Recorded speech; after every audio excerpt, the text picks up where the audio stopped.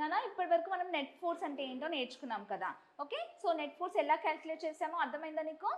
దాని డైరెక్షన్ ఎప్పుడు చేంజ్ చేయాలి ఏంటి తెలిసిందా? సో ఇప్పుడు ఫ్రీ బాడీ డయాగ్రామ్స్కి నెట్ ఫోర్స్ అనేది ఎలా క్యాల్కులేట్ చేద్దామో చూద్దాం. Okay, so calculating net forces on a free body diagram.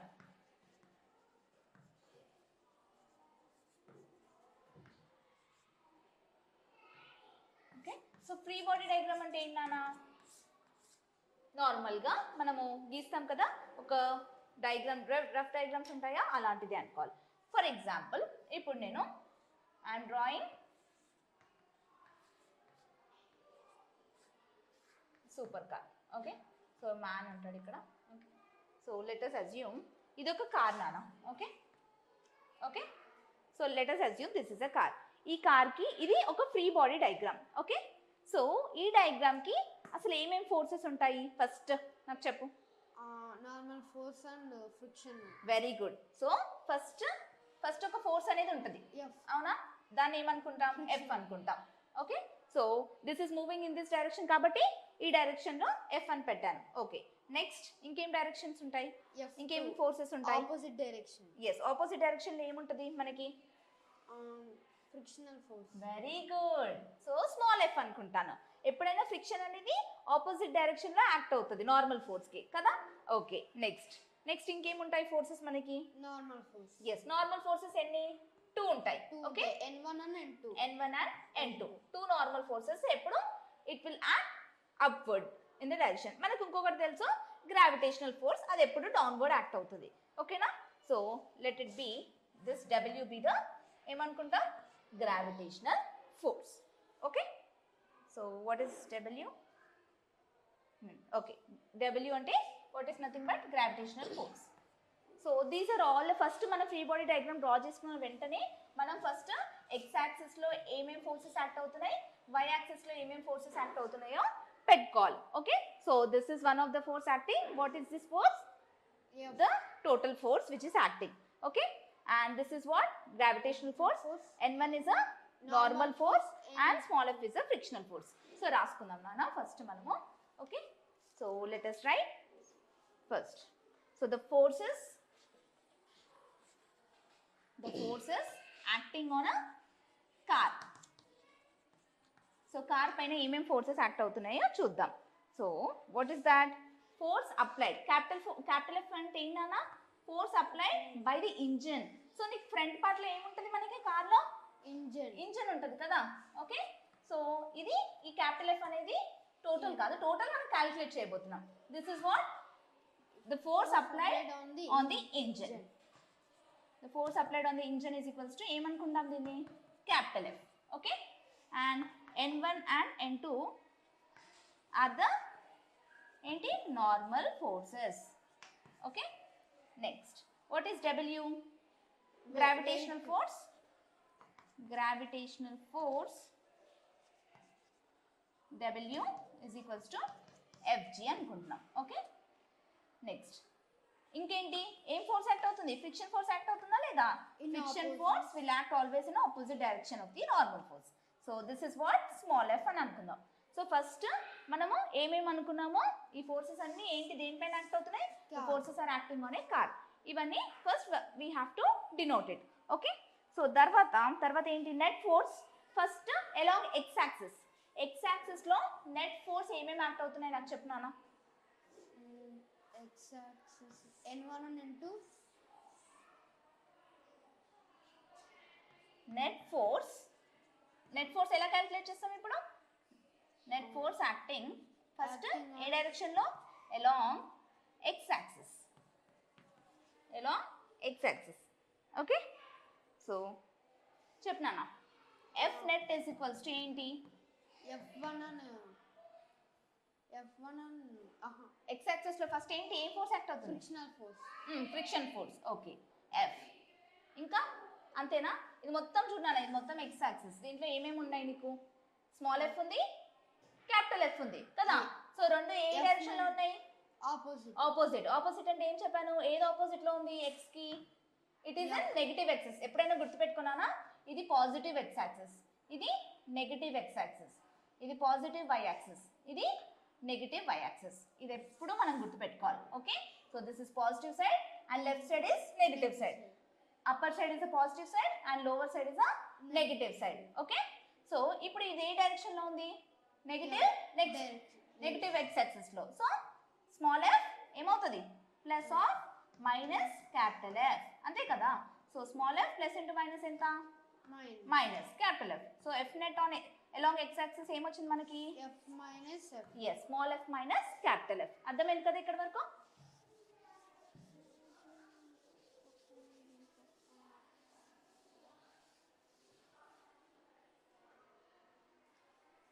ఇప్పుడు net force along Y axis ఏంటో చెప్పనా? Net force along Y axis N1 and N2. చెప్పు. N1 and N2. Very good. So F net ఇది ఏంటన్నా మనం నేర్చుకుంది? F net along X axis కదా. ఇప్పుడు ఎఫ్ నెట్ దేనికి చేస్తున్నాము? Along Y axis. Okay, Y axis. So this is equals to what? N1 and n1 and ఏంటి? n1 N1 N2 plus n2 రెండు యాడ్ చేస్తున్నాం కదా నాన్న. n1 ప్లస్ n2 ఇంకేమైనా ఉన్నాయా నీకు? లేవు. సరిగ్గా చూడాలి. W. ఎస్, W కదా. ఇది మొత్తం ఏంటన్నా వై యాక్సిసే కదా. సో అది అప్పర్ వై యాక్సిస్, ఇదేంటి? లోవర్. ఎస్, కిందకి. Minus so y. Minus W. ఓకేనా. సో ఏంటి? n1 ప్లస్ n2 మనకి ఏమొచ్చింది? మైనస్ W అన్నా మైనస్ FG అన్నా సేమే. Okay, so this is the net force along Y axis. Okay, అర్థమైందా నాన్న? క్లియరా నీకు? ఇప్పటి వరకు మనం ఏమేమి నేర్చుకున్నాం నాన్న? అసలు నెట్ ఫోర్స్ అనేది ఎలా క్యాలిక్యులేట్ చేయాలి ఒక ఫ్రీ బాడీ డయాగ్రామ్ పైన. క్లియర్? సో ఎలా చేస్తున్నాం నాన్న? వీ హ్యావ్ ఫస్ట్ చేయాలన్నప్పుడు మనం ఏం చేయాలి? We have to choose directions కదా. ఎక్స్ యాక్సిస్ లో ఏమేం ఫోర్సెస్ యాక్ట్ అవుతున్నాయి, వై యాక్సిస్ లో ఏమేమి అవుతున్నాయి, అండ్ నెగటివ్ ఎక్స్ యాక్సిస్ లో ఏమవుతున్నాయి, నెగటివ్ వై యాక్సిస్ లో ఏం ఫోర్సెస్ యాక్ట్ అవుతున్నాయో చూసుకోవాలి. ఓకే, క్లియర్ కదా.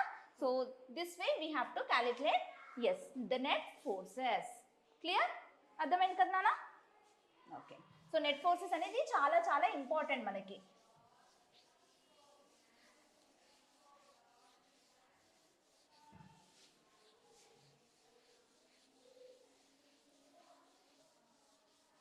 ఇప్పుడు ఇంకో కాన్సెప్ట్ నేర్చుకుందాం, సరేనా మనం? సో ఇప్పుడు అసలు ఫోర్స్ అంటే ఏంటన్నా మనం ఏం నేర్చుకున్నాం? Force is a pull or push. Yes, push or pull of an object on an object. నువ్వు ఇక్కడ వరకే చెప్తున్నావు. తర్వాత ఏంటి? Which changes its state of motion. అది కదా. దానివల్ల ఏమవుతుంది? What effects are happening on the forces by applying forces. What are the effects we are going to overcome. Okay, ఏమవుతుంది అనేది ఇప్పుడు నేర్చుకుందాం. Okay, what actually the forces can do. What forces can do నేర్చుకుందామా మనం? ఎస్, అసలు forces అనేవి ఏం చేస్తాయి నాన్న? Okay, clear. So effect of force on a state of motion on object and it's direction. First ఏంటి? ఫస్ట్ ఏం నేర్చుకుంటున్నాం? Effect of the force, effect of force on state of motion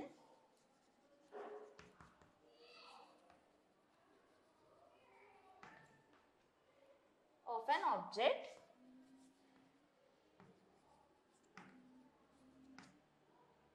and its direction.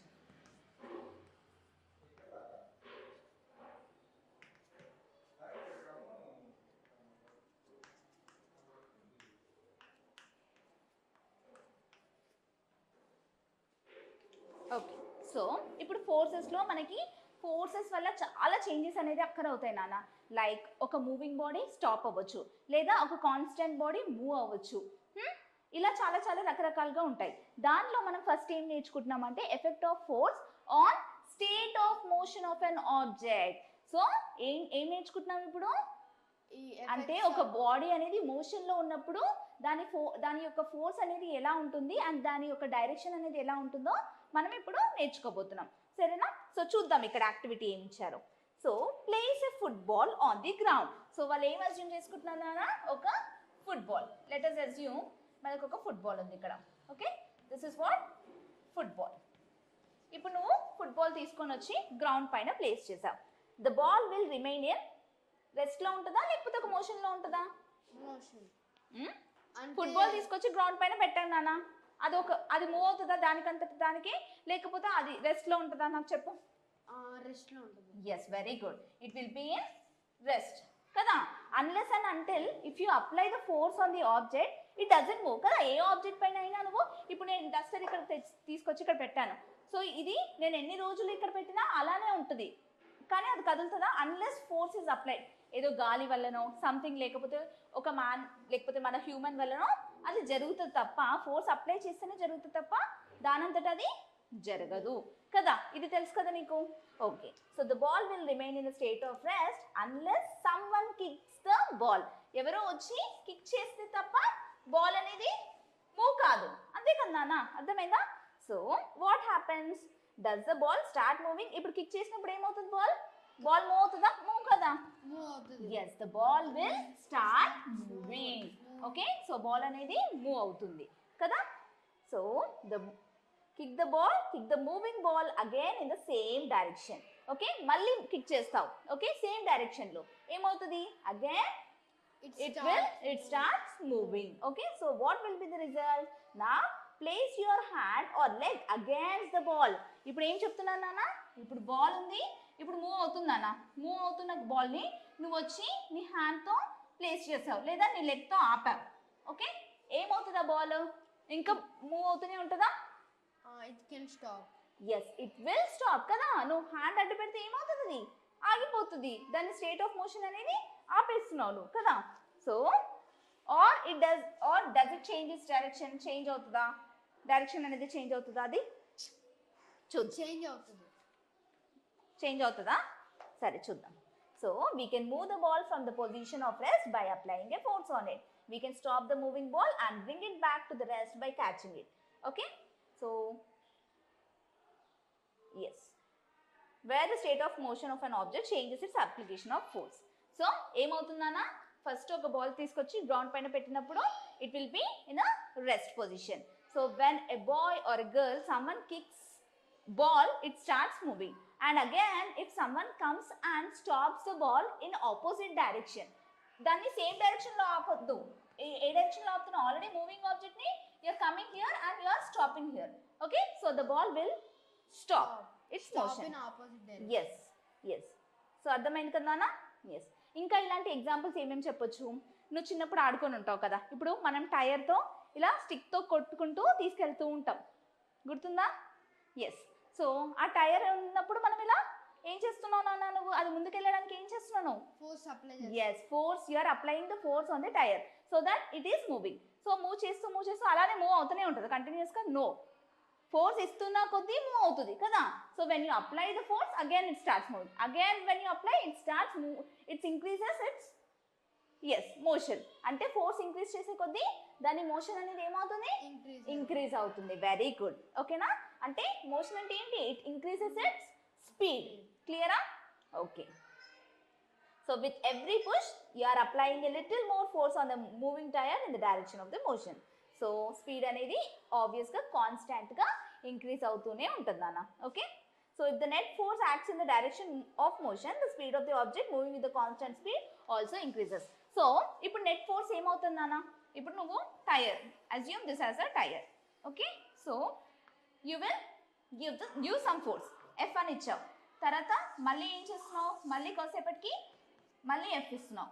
అలా when you give constantly the forces, obviously net force అనేది ఏమవుతుంది? F net is equals to F plus F plus F plus ఎన్ని forces ఇస్తే అలా అన్ని forces so on కదా. So F net అనేది increase అవుతుందా డిక్రీజ్ అవుతుందా? ఇంక్రీజ్ అవుతుంది. Okay, so F net will obviously increases and the speed increase అవుతుంది. ఫోర్స్ ఇంక్రీజ్ చేసే కొద్దీ స్పీడ్ ఇంక్రీజ్ అవుతుంది. ఓకేనా? అండ్ సేమ్ డైరెక్షన్ లో ఇస్తావు ఫోర్స్, ఆపోజిట్ లో కాదు. ఓకేనా? క్లియరా నాన్న కాన్సెప్ట్? ఎస్, ఇదేంటి? Effect of force on state of a motion of an object. Okay, and its direction. Direction అనేది ఇంపార్టెంట్. సో నువ్వు ఏ డైరెక్షన్ లో ఇస్తున్నావు ఫోర్స్ అనేది ఇంపార్టెంట్. సో ఇక్కడ నువ్వు ఆపోజిట్ లో ఇచ్చావనుకున్నానా ఏమవుతుంది? మూవింగ్ దానికి ఆపోజిట్లో వచ్చి నువ్వు ఇచ్చావు అంటే నువ్వు దేనిలాగా యాక్ట్ అవుతున్నావు, ఫ్రిక్షన్ ఫ్రిక్షన్ లాగా యాక్ట్ అవుతున్నట్టు. ఆపోజిట్లో ఇస్తే it will stop its, it will slow down its moment కదా. అర్థమైందా నాన్న? క్లియరా? ఓకే. సో ఇప్పుడు నెక్స్ట్ క్లాస్లో మనము ఇంకా ఏమేమి ఎఫెక్ట్స్ ఉంటాయి ఏంటి అనేది చూద్దాం.